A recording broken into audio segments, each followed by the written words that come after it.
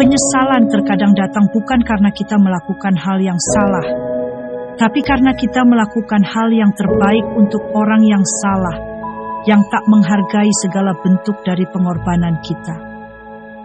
Hidup ini singkat. Perbanyaklah berbuat baik, karena kebaikan itu akan kembali pada diri kita sendiri. Dunia ini penuh dengan orang baik. Jika kamu tidak menemukannya, maka jadilah salah satu daripadanya. Tidak usah menyombongkan perbuatan baikmu kepada orang lain. Jika perbuatanmu itu memang tulus dari hati, maka diamu pun akan dihormati dan disegani.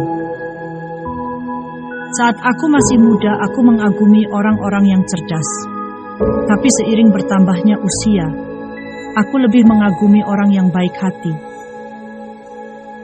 Hidup ini lebih indah jika dijalani dengan ikhlas.